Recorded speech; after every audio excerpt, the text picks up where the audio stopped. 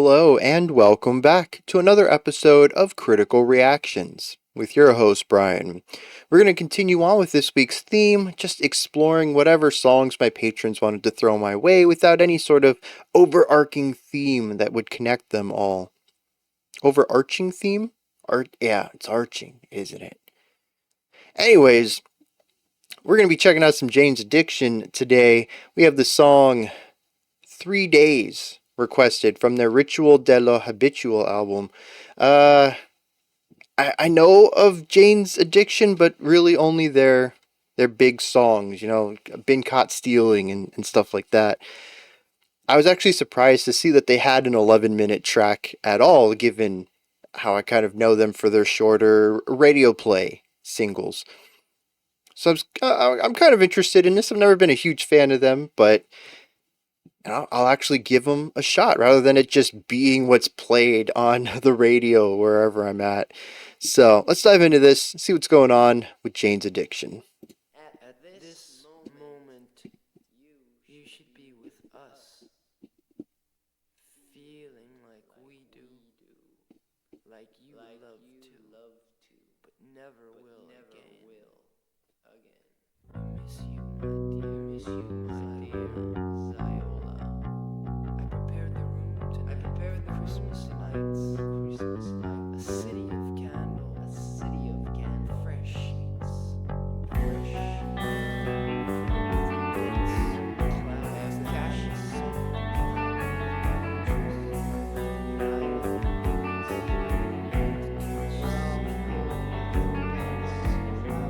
Right off the bat, I like the layers.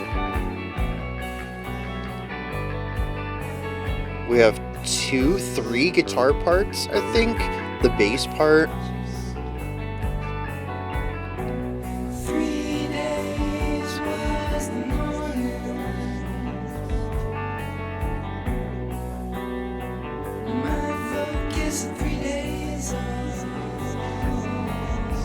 Ooh, the tension.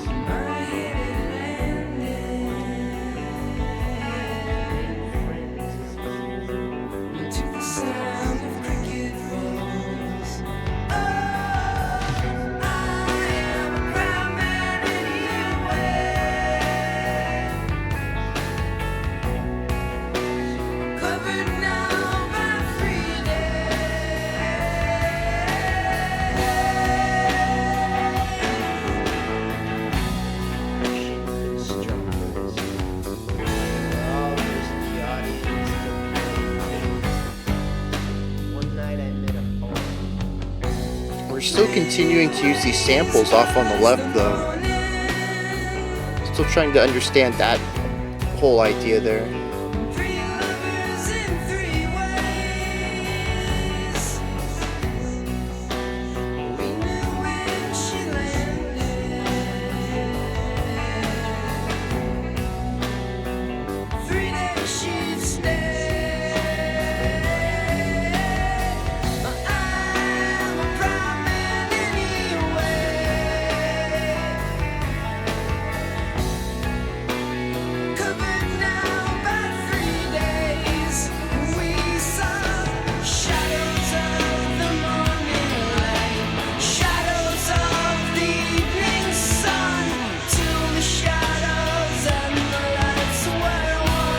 Oh, okay. The drums are giving us a rather rigid... Oh, the bass kick's giving it some syncopation.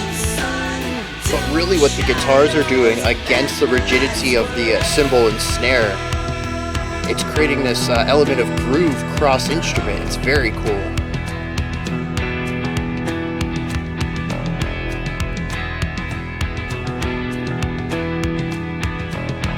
Another situation where I think speakers would be better, because the drums are they're separated quite a bit, and I think a lot of that's coming through the headphones.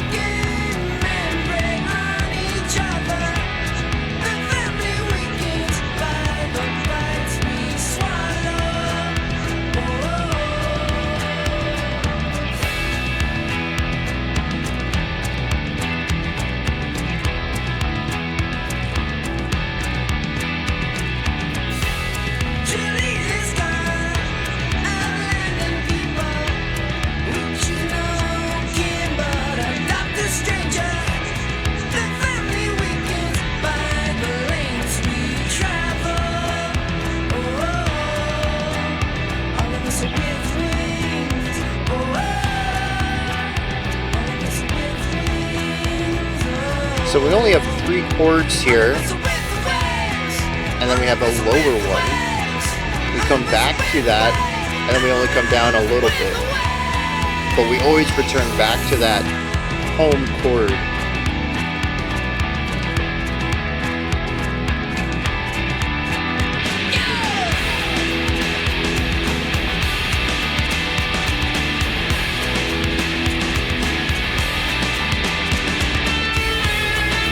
Well, this only has 2 chords. I'm kind of second guessing my ear on that last section.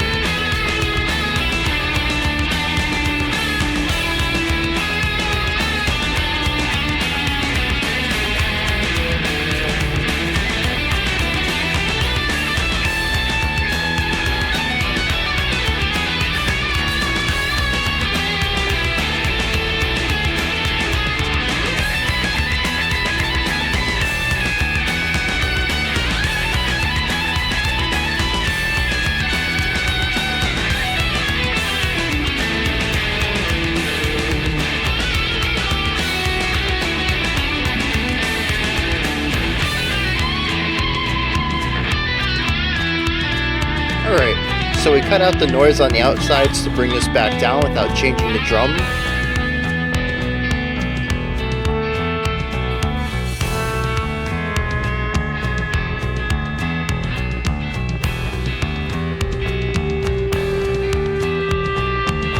It's interesting how frequently they combine driving riffs with atmospheric ideas. The song feels like it's in a constant tug of war, trying to figure out if it wants to stay or go somewhere new.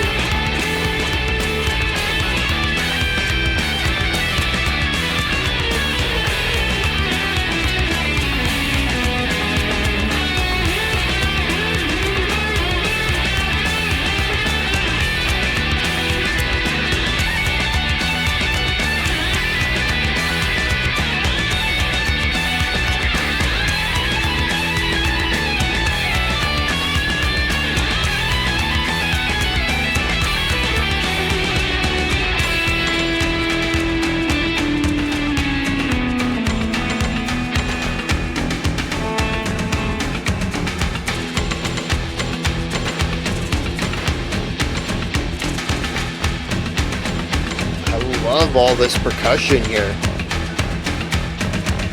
Some industrial sounds, metallic clanging.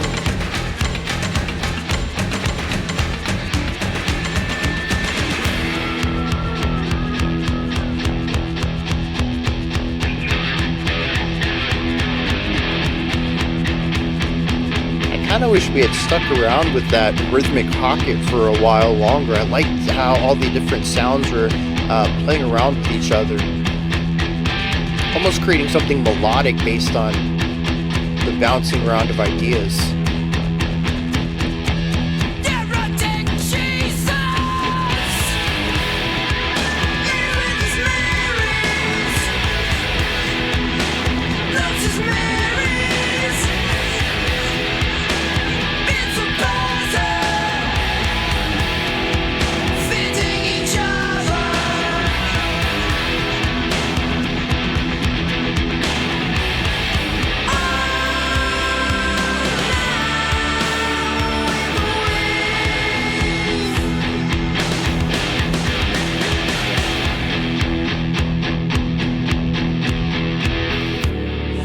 The snare in that last section had such a distinct timbre to it.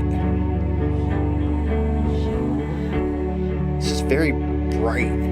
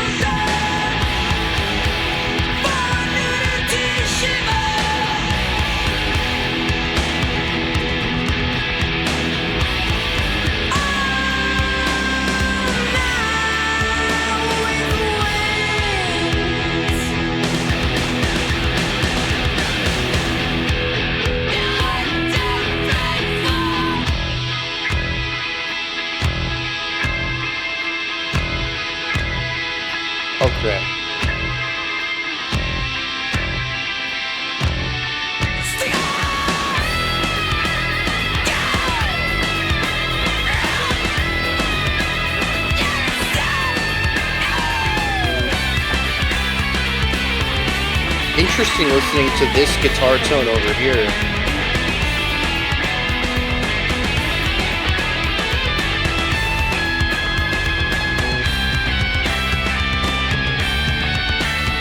Oh, interesting harmonic choices there.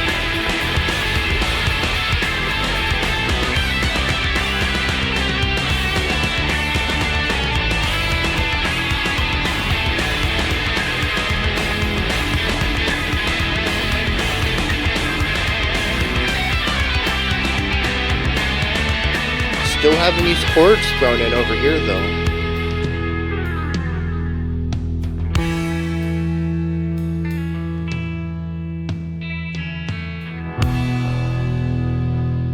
Having that nice resolution at the end. Doesn't really lead into that resolution, I would say. It kind of comes out of nowhere.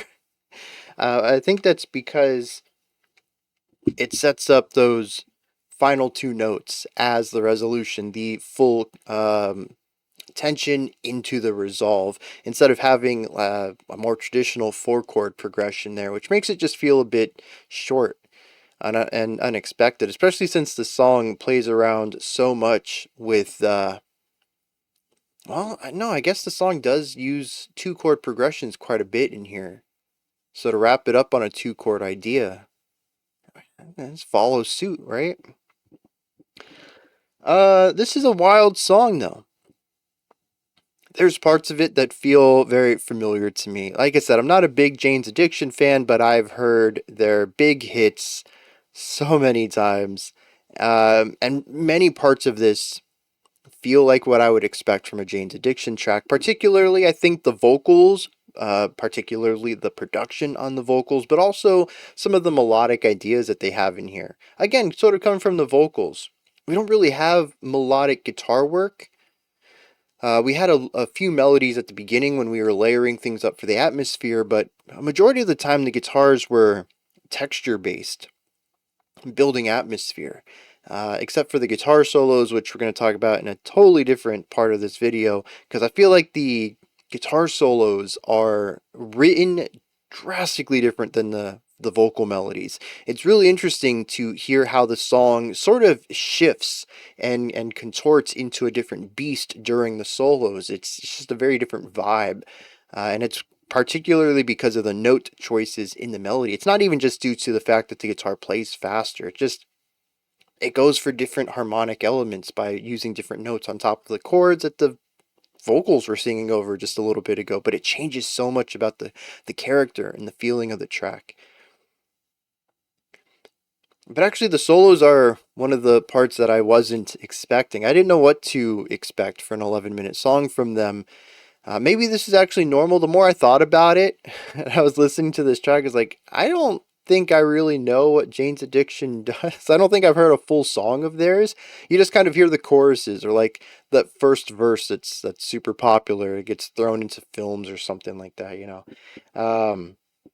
I don't think I've ever listened to a full song, so I honestly couldn't have had any expectations for this. But you know, three lengthy solos, that was definitely not any of my expectations. So it was kind of cool to see them go in that direction. All right, so what are they doing here? Let's get into some of this. Lots of layers.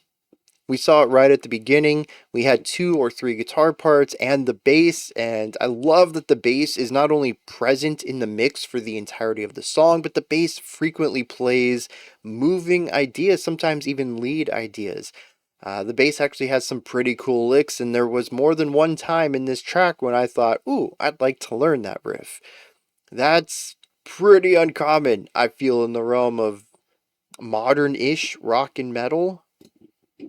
Not that, oh, this is 1990 though. This is much earlier than, oh, this is on the same album as Been Caught Stealing and Stop. I think those are the only 2 titles I recognize off of this, but it's, well, actually, Stop has 36, Stop has 36 million plays, Been Caught Stealing has 74 million, and everything else is a fraction of that. Those are the 2 hits from this album, that's for sure.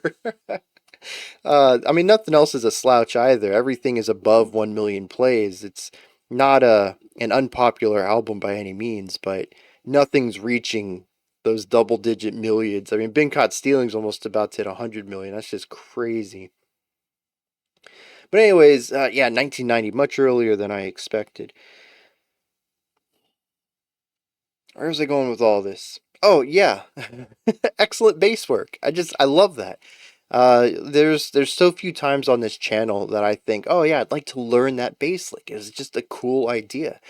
Cool sound is an interesting combination of sounds and rhythms, and it's just usually the bass is just like pedal tones or playing the same thing the guitar is, and it's just cool to see the bass do something distinct. That's not to say that, you guys never show me that. It's just I feel it's a rarity on the channel.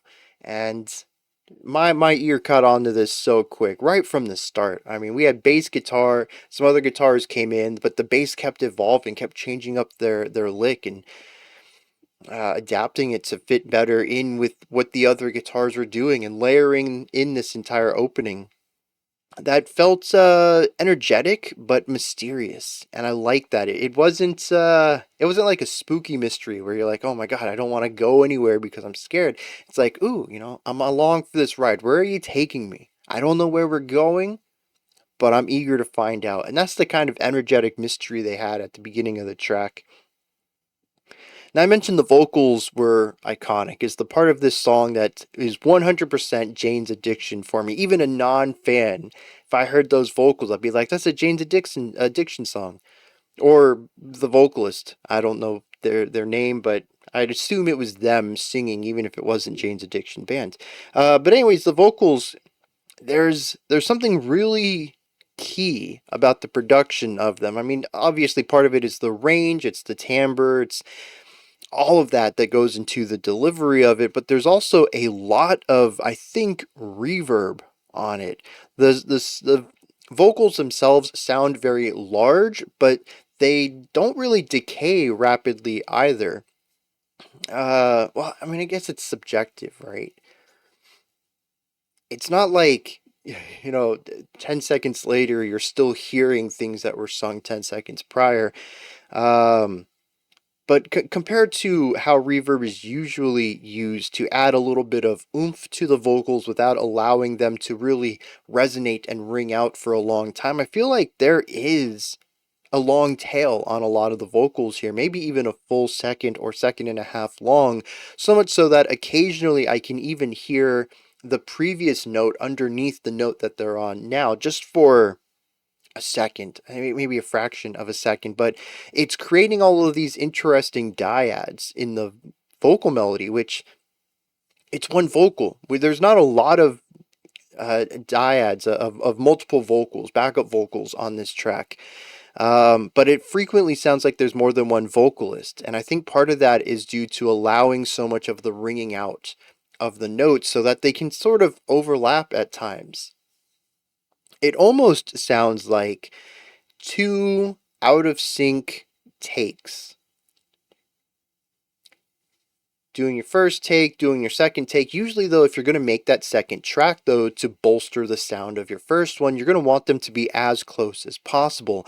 And this just sounds like it isn't. And maybe that's what's going on. Maybe it doesn't have anything to do with reverb. Maybe it's just the second take isn't perfect with the first. And so, we get these sonic discrepancies where one note will change before the other, and you get these two notes now, and you get a polyphonic single melody.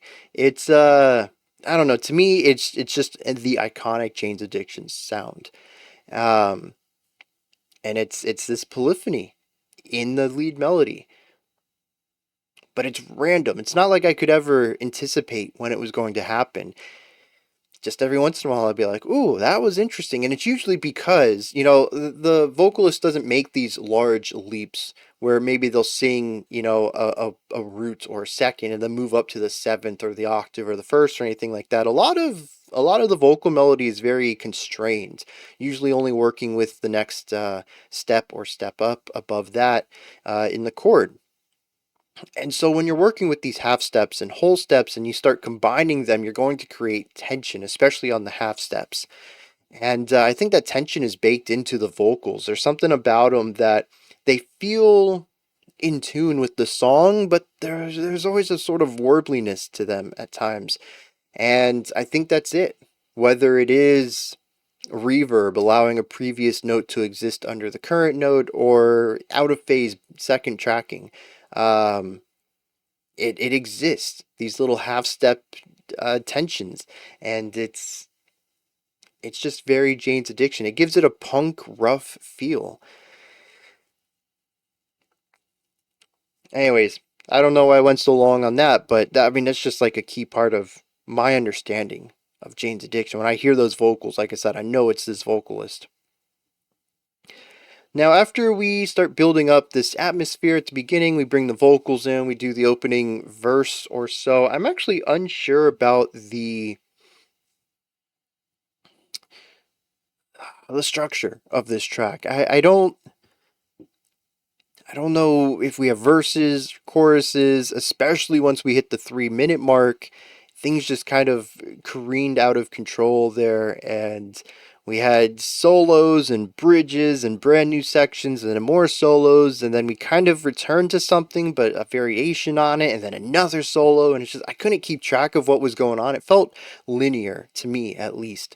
And even the beginning, like I mentioned, I don't know what's going on there either. We might have a verse chorus idea, but I also kind of felt like that was linear. We just kept evolving the sound into the next idea. So, at least on a musical level, I don't really hear any sort of cyclicality or patterns to the writing.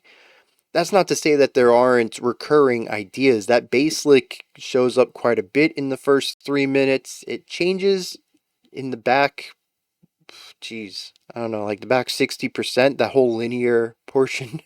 The majority of the song, I guess 60%, geez.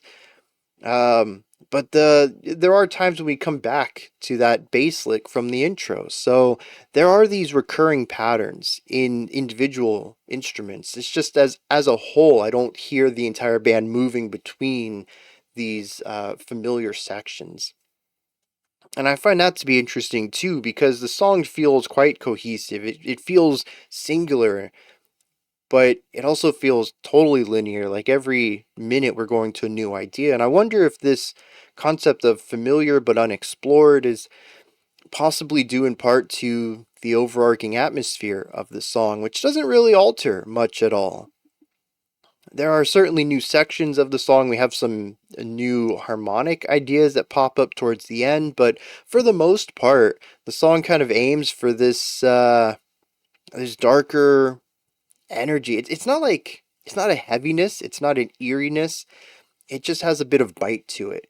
But it is overall, at least to my ears, a bit more on the palatable side. It has that 90s angsty edge to it, but it isn't metal, right? It isn't grunge with that anger to it. It just has that 90s edge. It has attitude. It is a very positive attitude. Nope, that doesn't work. And I just find it interesting that it's difficult to pin this down. Is it a brighter sound? I kind of feel like there's a lot of positivity to the music, but it has bite. It has a darkness to it. It just feels very well rounded in a way. And I find that kind of envious to write. Usually, it's pretty easy to write one way or the other, but difficult, I think, to mix those two opposing ideas and create something out of that embodies both sides. And I think that this song just does a fantastic job of that. Now, I mentioned harmonically, the guitar solos are different than the vocals. The vocals have this brightness to them. Part of that is just the timbre of the vocals, especially being higher pitched. Um, but they have a levity to them. The guitars don't. They have a bite. They're typically played, I'd say, half an octave lower than the vocals are. But the other important thing is the notes that are chosen. I wish I had an ear for this to just be able to say, oh, the verse is in this key because the guitars are playing this chord and the vocals are playing this melody. But when we get to the guitars, the solos, the guitars are playing the same chords, but because of the melody from the solo, now we're in this key. I don't have an ear for that, so I can't tell you exactly what's going on. But what I can tell you is that the verses have a brightness because of that vocal bit, but also because I feel like the harmonic patterns are a bit more positive. The notes chosen for the melodies work better at bringing that brighter side out of the guitar chords, about bringing this positivity out of them. Again, still with a little bit of bite, but not really leaning too far into that dark side. But when we get to the guitar solos, the notes chosen tend to be more angsty. They tend to have a bit more weight to them, and at times even introduce heavy tension. And I would even say pull in notes from outside the key in a way that they don't really gloss over them. When we play notes outside of a key, you're usually going to introduce tension. You're going to introduce harmonic instability, which we call dissonance.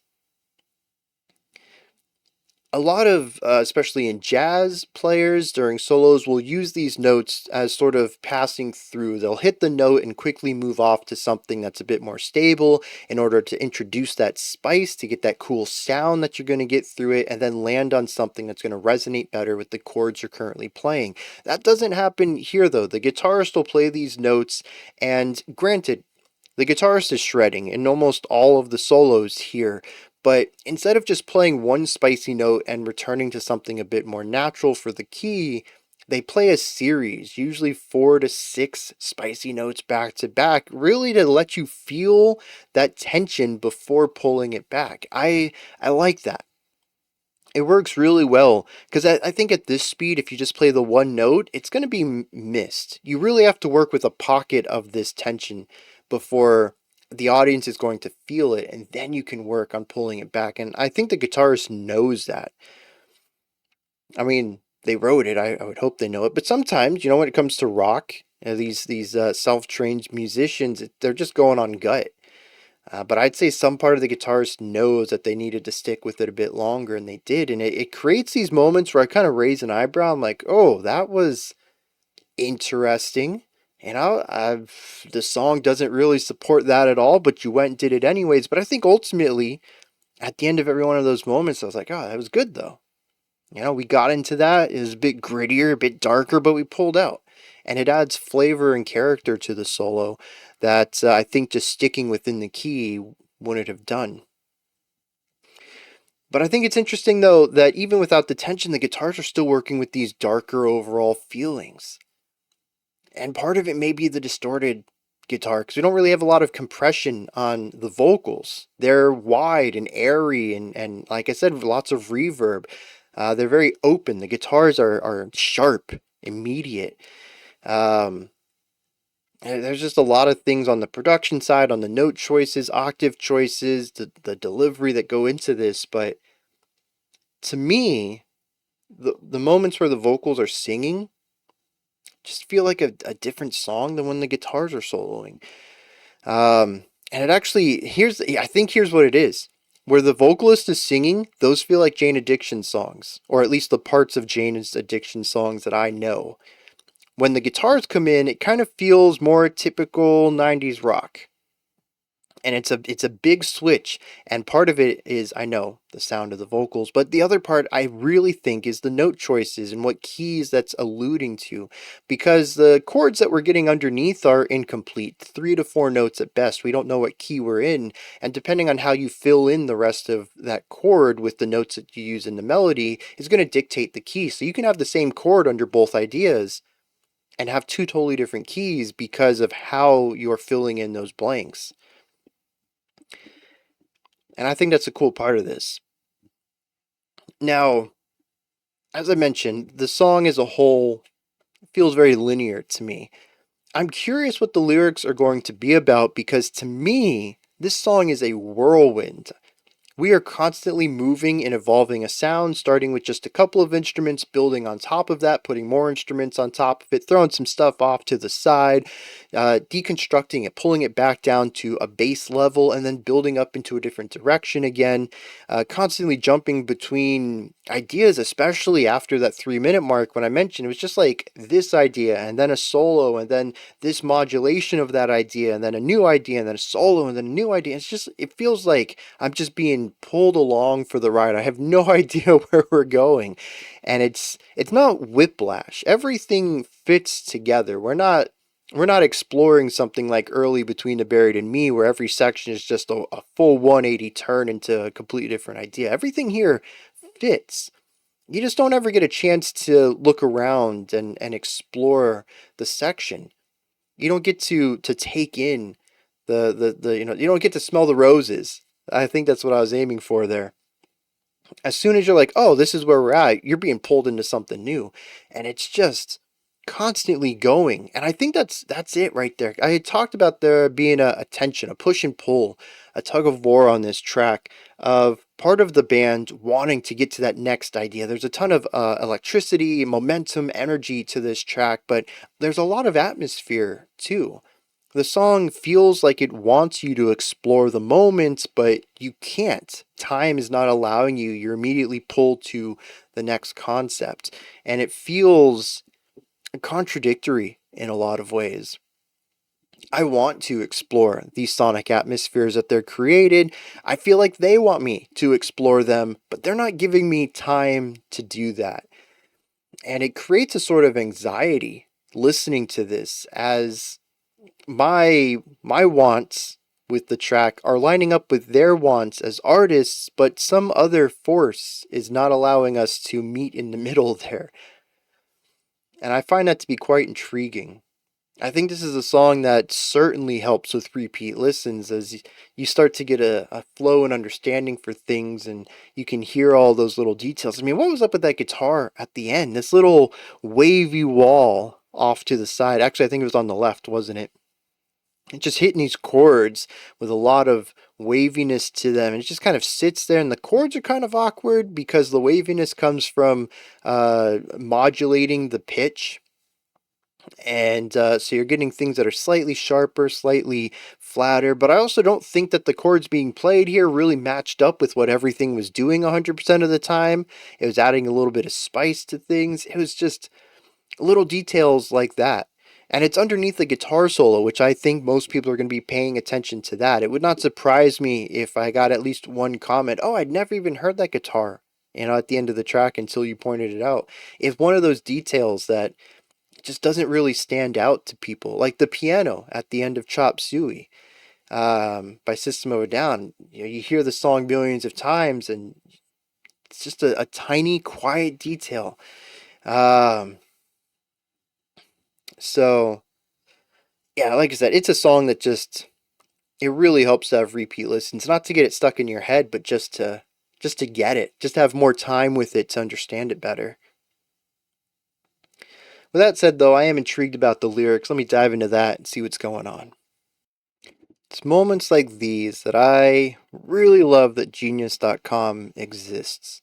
There's been songs or websites in the past like songmeaning.com, which I remember visiting in the late 2000s, maybe early 2010s, trying to figure stuff out, but I think Genius really brought a place for people to discuss backstories to music, and this has a really big backstory, one that has been confirmed by the band itself.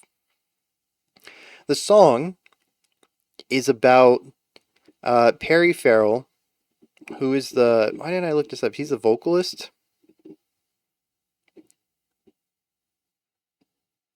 Yes, he's the vocalist. So an ex-girlfriend of his came into town to go to a funeral for her father and ended up staying with him, and him, his ex-girlfriend, and his current partner all had a 3-day binge of sex and drugs. That's what this song is about.